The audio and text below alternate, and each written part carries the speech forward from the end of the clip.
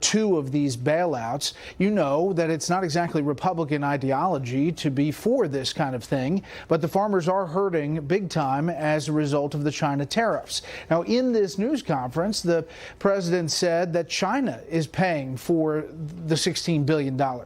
Well, that's kind of like Mexico is paying for the wall because, you know, it's tangential. It's you know, importers take it on the chin with increased tariffs on various Chinese products, and one specific industry is getting this bailout. I'm going to have the Secretary of Agriculture, Sonny Perdue, on the show tonight and ask him about this because there are some concerns, even Chuck Grassley from Iowa, that this is misplaced and may affect the market in the wrong way.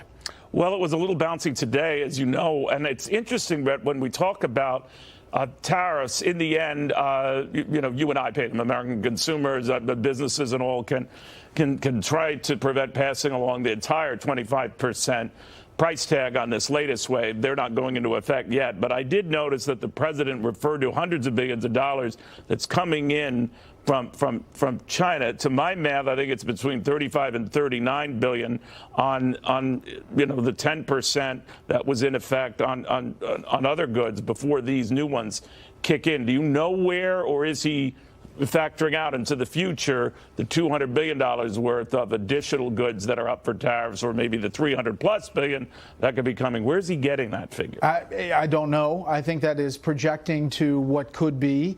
The hope is, obviously, on the inside of the negotiations that they come to some conclusion, that they turn it around to optimism, and there is some hope there. The other issue of this is about planting, Neil, and the planting is still going on. Some of the wet weather in farmlands delayed it, and now there is a concern from Grassley and others that say that some of these farmers could choose to plant more soybeans because they sense that soybeans are going to get another bailout down the road, and that's how you make money from the government. So it affects the market in a strange way. So that's some of the question marks. You know, one thing that stood out to me too, Brad, and came out of the blue, and maybe I was just not aware that it was in the list of items that he would raise as part of a negotiation with China. Huawei, this firm, of course, you know, has been caught dead center, you know, spying on American firms and snooping on top telecom concerns.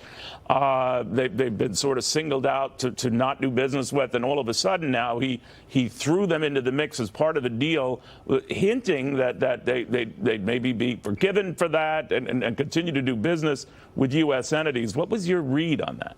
I thought that was fascinating. That was another very newsy part. I mean, if you have your Secretary of State going out saying that Huawei is a threat to the national security and that any Western country that uses it potentially could be spied on by China and give all its information through its 5G system, if you have the Secretary of State out there saying that, you obviously have come to the conclusion as an administration that this is a threat. But the way he talked about it, as you rightly point out, was that it could possibly be thrown into some kind of deal. We don't know what all the details are of that. You know, Brett, you've been around there a while. You're a young guy, obviously, but the ill will and the tension between the two sides with the nicknames and the disparaging comments on both sides. Apparently, Chuck Schumer's just said some zingers in response to the president's crying Chuck comments, I guess. But it's particularly nasty, and I'm wondering, it's one thing to talk about we could still do business or whatever, but in this environment and approaching election year, I wonder if anything can get done. I doubt it. I think if push comes to shove, Neil, the big things like raising the debt ceiling so the government can continue to operate, those things are must-dos. But the things that potentially could be bipartisan wins, like infrastructure, it's hard to see you get from point A to point B in this environment.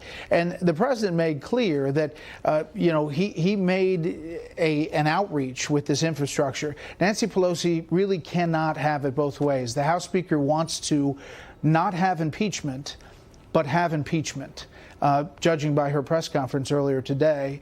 And I think that there's some pressure inside that caucus to go forward with, as the president says, the I word.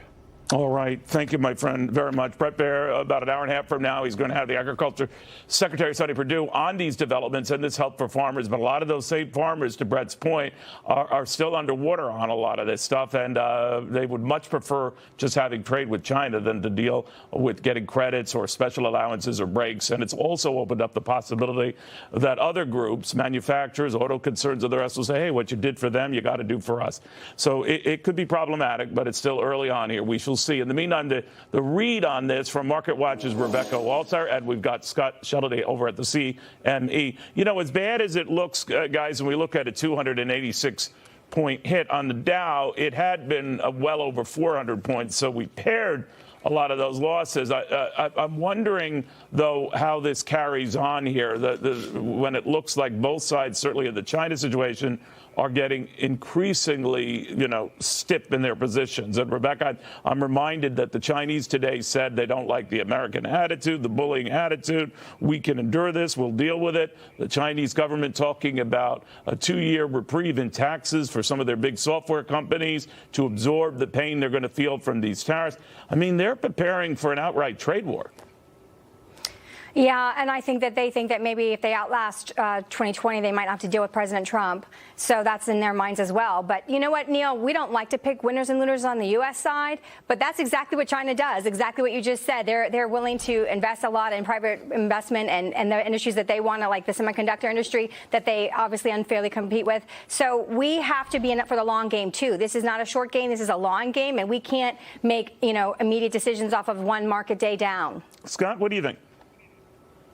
I think the market's telling us something that we should all listen to, and that's this. Yes, we've got a trade war with China, but here's the problem, Neil. The longer this goes on, the more it hurts, because anybody that's involved, obviously farmers are a big part of this, but anybody that's got affected by trade with China, your biggest customer or a big customer of yours is now going to your competitors. And every day that they're going to your competitors, I don't care if we throw the word, yes, we're open, sign up tomorrow, you're not going to get 100% of those Chinese customers back. They're going to make new relationships, maybe better relationships, maybe cheaper relationships. You're not going to get them all back. And that's what the market is waking up to. We are losing the soybean market to South America, and anybody else in business that has China as a big customer knows that as long as that customer is shopping elsewhere, every day that goes by, you're losing more and more of your customer base that just won't come back. Now, to follow up on that point, I will go back to you, Rebecca, but on Scott, this point that the president follows the markets very closely, he's very attuned to them, and the Chinese have calculated that he will see the effects of this and dial it back or blink, as they say. What do you think? I don't think so. I mean, obviously, he's subsidizing the soybean, well, mostly soybean farmer. The farmers are going to get subsidies, but that can't go on forever. And Mother Nature has been complying for the last 3 or 4 years now. I mean, we've got a lot of soybeans anyway, right. So it's going to continue to hurt. Just Mother Nature's hurt us because the farmer is so efficient. But on top of that, you throw the China thing in there, and the biggest deal is this. Every day that goes by, we're not being able to sell to our biggest customer, and they might make better, cheaper relationships elsewhere, and they won't come back even when we have some sort of agreement. That's the biggest problem. And that's what the market's waking up to. After May the 10th, that was the watershed moment. The market's thinking, hey, this could be a long time, and we might lose these customers. You know, they flip it around, Rebecca, and say, well, China's in trouble, too, because a lot of U.S. businesses are shifting operations to other points in Southeast Asia. I think in GoPro's case, all the way to Guadalajara, Mexico, to make a lot of their stuff. So I'm wondering if you get a sense that both sides are bracing themselves for life after not getting a deal. You know, Neil, I agree with Scott, but here's the point I think that is really important. China doesn't want to be China to us anymore. China's got their own strategic long-term plan that says we don't want to be in the low-cost manufacturing and, part supplying business long-term. We want to be basically America. We want to go to the high-tech engineering and all these things. So although the trade war is making all this happen kind of preemptively, ahead of schedule, this is really where China wants to be anyways. They don't want to be this low-cost buyer and this low-cost supplier of all these things to America. So if we have to make new relationships and expand America beyond just China supplying all these things, that's what we have to do long term, because that's what China's on the track to do anyways. Scott, do you buy the notion that China needs this more than we do? That's been sort of like the prevailing sentiment. No. And the reason why is that President Xi doesn't have a CNN tracking poll about his popularity that he's got to worry about every day like we do here. Those are the things that he doesn't care about. And let's face it, in the ugliest of times, they'll sacrifice 30 million people to get their point across. We can't do that either. So, yeah, it hurts them a lot, but they don't care. They can suffer through it because they will suffer through it. And I think that ultimately, at the end of the day, this thing will end, Neil.